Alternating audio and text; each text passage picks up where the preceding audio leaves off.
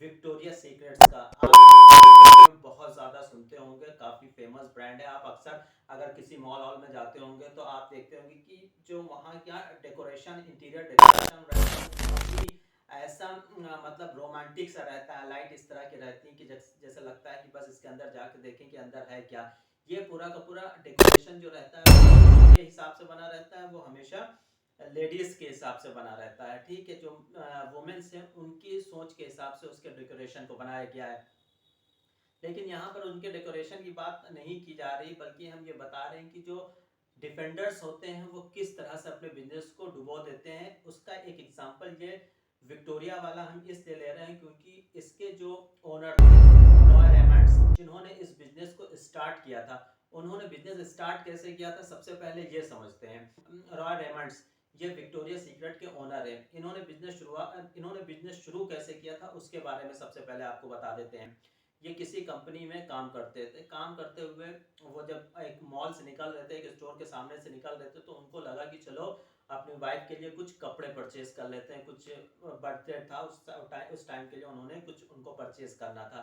तो वो एक शोरूम के अंदर जाते हैं जहाँ पे लेडीज सूट सारे मिलते हैं। अब उस शोरूम के अंदर तो वो चले जाते हैं, लेकिन उसके बाद वो उसके अंदर जाके उनको लगता है कि उनका दम घुट रहा है। क्यों? क्योंकि वहाँ का जो एनवायरनमेंट था वो बिल्कुल लेडीज की फीलिंग दे रहा था, और जितने लोग वहां पर काम कर रहे थे वो भी काफी अचंभे से देख रहे थे कि ये कैसे हमारे यहाँ पर आएगा। यानी कि ज्यादातर जो वो स्टोर जो था वो सिर्फ लेडीज के लिए था। अब इनके पहुंच जाने के बाद हुआ क्या कि इनको एक अजीब सी फीलिंग हुई और एक झिझक के साथ वो वापस आ गए और उन्होंने वहां से परचेज नहीं किया। उसके बाद इनके दिमाग में ये आइडिया स्टार्ट करते हैं जिसमें मेंस की भी फीलिंग आए और मेंस अपने वाइफ के साथ जाकर वहां पर परचेज कर सके। तो उस टाइम पर उन्होंने इसकी शुरुआत की जिसको विक्टोरिया सीक्रेट के नाम से जानते हैं। अब जब विक्टोरिया सीक्रेट की स्टार्ट हुई तो पहले पहले स्टार्टिंग में तो बहुत अच्छा मतलब रेवेन्यू उसने जनरेट करके दिया। यानी कि लगभग $500,000 के करीब एक फर्स्ट ईयर में रेवेन्यू जनरेट हुआ। उसके 3-4 साल के बाद उन्होंने कई और स्टोर खोल डाले। लेकिन उसके बाद बिजनेस डूबने लगा और उन्होंने जो ओनर थे रॉय रेमंड्स, उन्होंने ये सोचा नहीं कि ये बिजनेस क्यों डूब रहा है। और वो बिल्कुल एक ही जिस तरह के मतलब वो एक डिफेंडर मोड में आ गए थे कि ये कहा कि अब सेटिस्फाइंग है, यही अच्छा है, मतलब उसमें कुछ रिपीट नहीं करना, कुछ चेंज नहीं करना। वो इसी तरह से वो चलते जा रहे थे एक डिफेंडर मोड की तरह। तो उन्होंने इसमें देखा कि आने वाले टाइम में ये कंपनी क्या हो गई, बैंकक्रप्ट हो गई।